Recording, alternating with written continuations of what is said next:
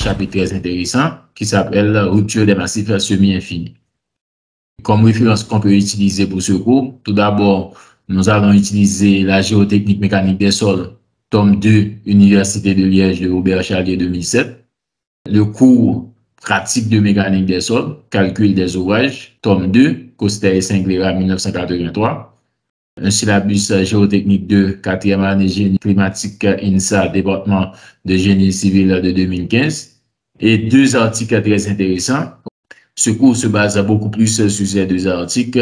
Les ouvrages de soutènement, Poussée et Butée de Schlosser de 1989. C'est un article très intéressant dans lequel on va voir tous les éléments concernant les poussées, les butées et les terres au repos. Et c'est cet aspect qu'on va aborder dans le cadre de ce cours.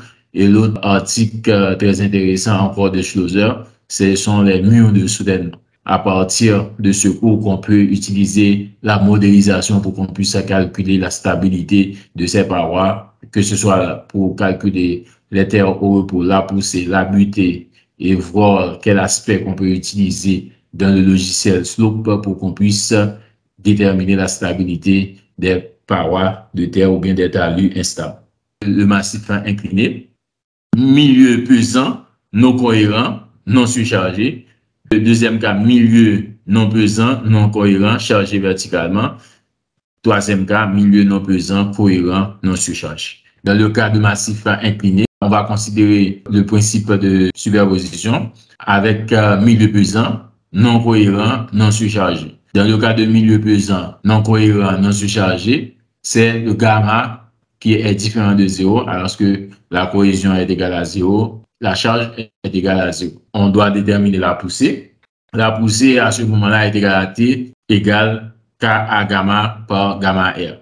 Avec Ka gamma égale à cette expression, l'angle bêta, c'est l'angle du massif avec l'horizontale. Voici l'angle bêta. Le massif incliné ici, avec l'horizontale, ça nous donne bêta. Alpha, c'est l'angle de la facette où on cherche la contrainte avec la verticale. Oméga, oméga va nous donner A sin bêta sur sin phi. Et tangente epsilon est égal à sin phi prime par sin de alpha moins bêta plus oméga sur 1 moins sin phi par cos de alpha moins bêta plus oméga. Vous avez les différents angles. À partir de ces angles-là, il suffit de remplacer ces valeurs par son expression dans Ka gamma et ensuite remplacer Ka gamma par sa valeur dans le cas de milieu pesant. Massif incliné, K particulier d'une facette verticale, T est égal à Ka par gamma H par cos bêta. Ka est égal à cos bêta moins racine carrée de cos carré bêta moins cos carré phi prime sur cos bêta plus racine carrée de cos carré bêta moins cos carré phi prime, ce qui est égal à Ka gamma par cos bêta. Il suffit de remplacer encore cette expression dans l'expression générale ici, T égale à K gamma H par cos bêta, pour qu'on puisse déterminer cette force de poussée.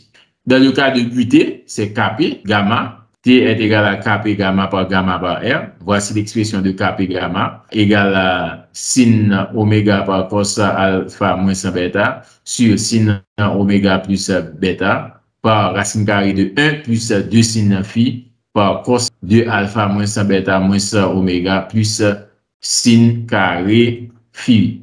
Tangente epsilon est égal à moins sin phi par sin de alpha moins bêta moins oméga sur 1 plus sin phi par cos de alpha moins bêta moins oméga. Il suffit de connaître les différents angles et on remplace ces valeurs dans le cas incliné pour qu'on puisse déterminer la force de poussée et la force de butée.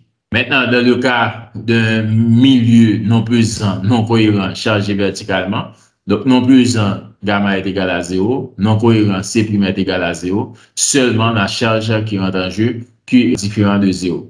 T est égal à KAQ par Q, tangente epsilon comme pour le milieu pesant, KAQ, qui n'est autre que c'est KA gamma sur cos alpha moins bêta. Donc, il suffit de connaître alpha, de connaître bêta, et on calcule le KAQ pour pouvoir remplacer ça dans la force de poussée. Pour la force de butée, T est égal à KPQ par Q. et KPQ est égal à KP gamma sur cos alpha moins sa bêta. Il suffit de connaître encore alpha et bêta en déterminant le KPQ en fonction de KP gamma et on remplace sa valeur dans l'expression T ici comme force de butée. Dans le cas d'un milieu non pesant, cohérent, non surchargé, pour la force de poussée, T est égal à KAC par C'. KAC à ce moment-là est égal à moins 2 cos phi sur 1 plus sin phi par cos alpha moins bêta. Dans le cas de traction, epsilon est égal à moins alpha moins bêta. Dans le cas de butée, T est égal à KPC par C' et KPC est égal à 2 cos phi sur 1 moins sin phi par cos alpha moins bêta. Dans le cas de compression, pour butée, epsilon est égal à moins alpha moins bêta. Il suffit de connaître la cohésion, les différents angles alpha et bêta et phi dans le cas de massif incliné et remplacer ces valeurs par ces expressions pour qu'on puisse déterminer la force de poussée et la force de butée dans le cas de massif cohérent.